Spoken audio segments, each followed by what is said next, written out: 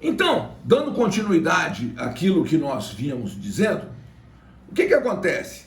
Todas essas circunstâncias, elas são muito ruins para um contribuinte e todas elas poderão ser evitadas se o contribuinte, querendo discutir a dívida, suspende a sua exigibilidade, ou não querendo discutir a dívida, pode também suspender a sua exigibilidade ou pelo parcelamento ou pela concessão de uma moratória. Então nós vamos ver as 6 hipóteses de suspensão da exigibilidade do crédito tributário a partir de agora, cientes dessas consequências da não suspensão. Então vejam só, diz o artigo 151 do CTN, suspendem a exigibilidade do crédito tributário. Inciso 1, a moratória. Ora, o que é moratória, né, senhores?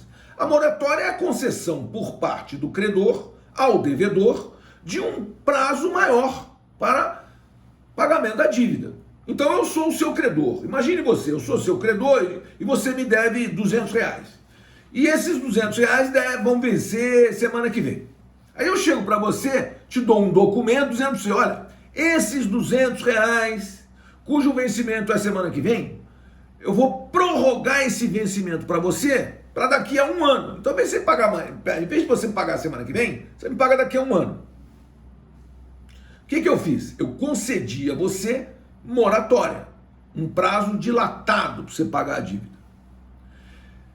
E, evidentemente, que isso é raríssimo de acontecer, mas, por outro lado, a forma de moratória mais comum de acontecer é o parcelamento da dívida. Vou dizer para você, olha, você me deve R$200, tá complicado você me pagar de uma vez, mas você vai pagar em 10 parcelas de R$20, ok? Ok.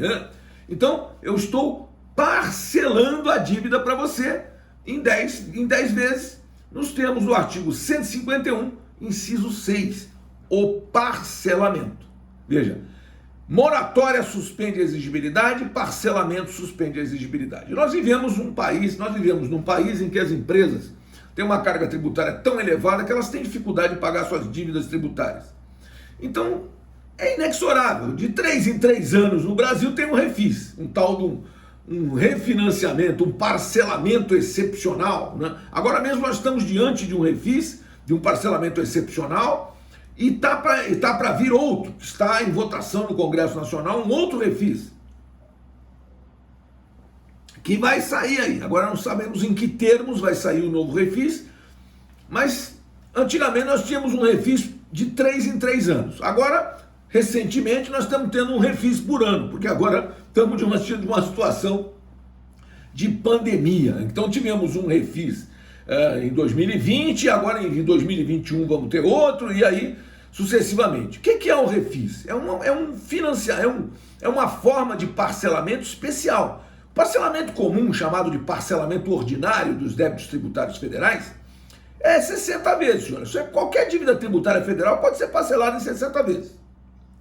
Mas esses parcelamentos, esse que está por vir aí, segundo a notícia, ainda não li o projeto da lei, mas já li a notícia diz que esse parcelamento, ou esse refis que está por vir, vai parcelar os débitos em 144 vezes, ou seja, 12 anos.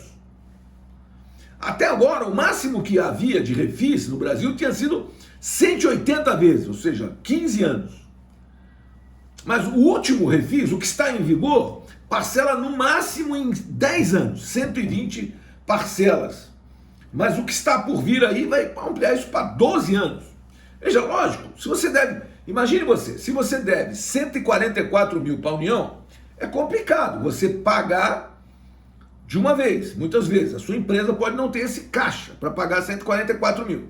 Mas, por exemplo, se eu parcelar em 144 parcelas de 1.000, e essas parcelas forem sendo corrigidas pela taxa Selic, mesmo que sendo corrigidas pela taxa Selic, em 12 anos você vai pagar 1.000 por mês e R$1.000 no contexto da sua receita bruta e da sua margem de lucro.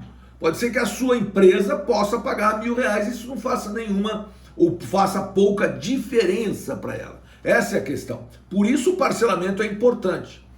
Então, se o débito tributário estiver parcelado por um dos programas especiais ou mesmo no parcelamento ordinário, veja o que é importante. O débito está com sua exigibilidade suspensa. Então, não pode ser inscrito no CADIM, não pode ser protestado o título, não pode sofrer ação de execução fiscal e não pode coibir você de participar de licitações. Por quê? Porque você tem o direito a uma certidão positiva com efeito de negativa nos termos do artigo 206 do CTN, e, portanto, você está absolutamente regular com a Fazenda Pública. Isso é que é importante. Muito bem. Só que o artigo 151, ele tem, portanto, 6 incisos, como eu já disse. Acabamos de ver 2, o 1 e o 6, né? E vamos ver o 2. O 2, senhores, é o depósito do seu montante integral. Veja, isso muito mais que qualquer espécie de dever, isso é um direito do contribuinte. Veja, qualquer contribuinte tem o direito de depositar o montante integral do débito tributário. Ele quer discutir, ele entende que não deve aquilo. Mas se ele fizer o depósito do montante integral, então ele pode discutir com a Fazenda Pública e ele vai estar com a exigibilidade do crédito suspensa, ou seja, ele vai estar numa situação de absoluta regularidade perante a Fazenda Pública. Por quê? Porque ele depositou o montante integral. Agora, o depósito do montante integral, ele tem que ser em dinheiro, né? A propósito disso, existe uma súmula do Supremo, do Superior Tribunal de Justiça, no sentido de que o depósito do montante integral, para efeito de suspensão da exigibilidade do crédito tributário, ele tem que ser integral e em dinheiro. Não é possível fazer a suspensão de outra maneira. Muito bem, mas o depósito do montante integral é uma das possibilidades que o contribuinte tem de suspender a exigibilidade do crédito tributário. Muito bem, depositou, está suspensa a exigibilidade. Outra hipótese, as reclamações e os recursos nos termos das leis reguladoras do processo tributário administrativo. Vejam, senhores, isso realmente acontece muito. Quando a Fazenda Pública vai exigir um débito do contribuinte, principalmente nos tributos lançados por homologação, ela vai fazer isso através de um auto de infração e imposição de multa. E esse contribuinte vai poder impugnar no prazo legal, que é 30 dias.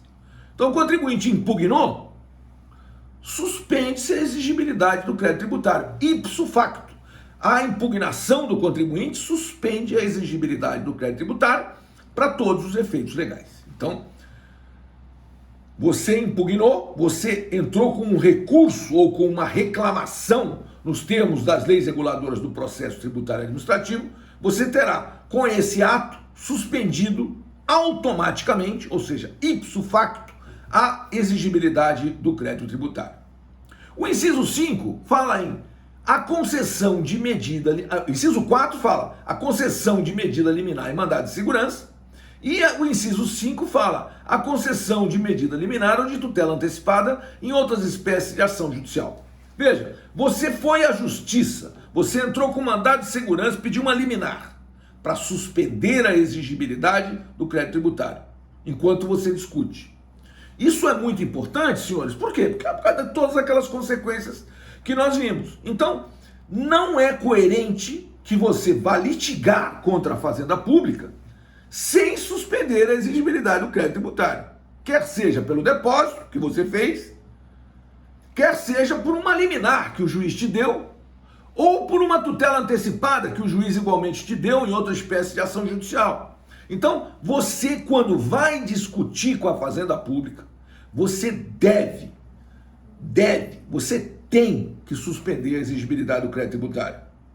De alguma maneira você precisa suspender isso, porque senão todos aqueles problemas que nós enfrentamos irão acontecer. Isso é uma decorrência lógica.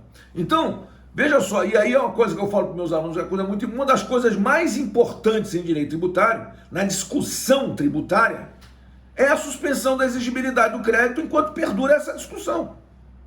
Porque se você perder a discussão lá no final, não tem problema. Você vai pagar a dívida, corrigida monetariamente, porque correção monetária não é plus, é mera recomposição do valor econômico da moeda, e com juros, e os juros e a correção monetária dos tributos federais é a taxa Selic, que integra juros e correção monetária. Então você vai pagar o tributo corrigido monetariamente pela taxa Selic, mas sem multa de mora e sem multa de ofício, que é mais importante. A multa de mora é de até 20% e a multa de ofício é de 75% no mínimo dos tributos lançados por homologação. Então, se você